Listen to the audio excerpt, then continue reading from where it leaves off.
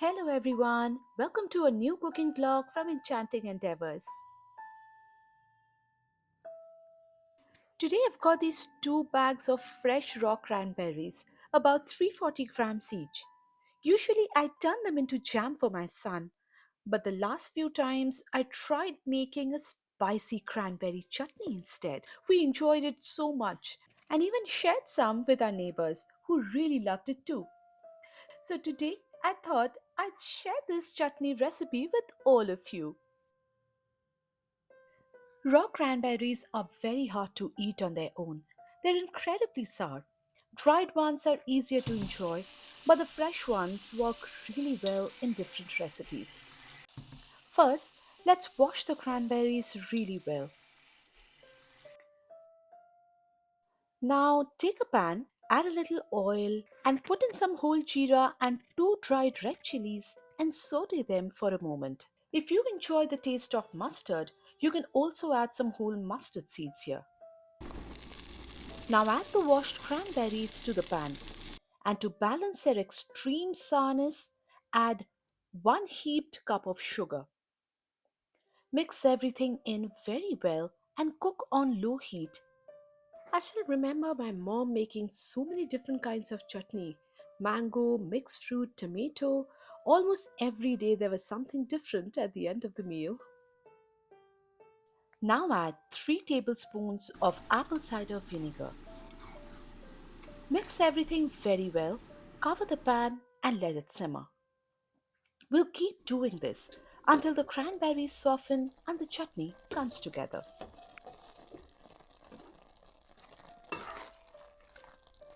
Now add some ginger paste and a little red chili powder. Mix everything in and again let it simmer. Growing up in a Bengali family, chutney followed by mishti doi was a traditional way to finish every meal. So making chutney was almost a daily ritual in my family. Then add 2 very hot red chilies cut into small pieces. Now add a half spoon of garam masala and mix it in.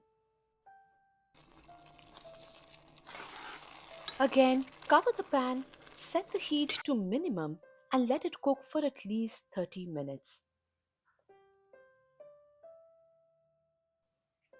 Now when you open the lid, you'll see the cranberries have softened and become mushy.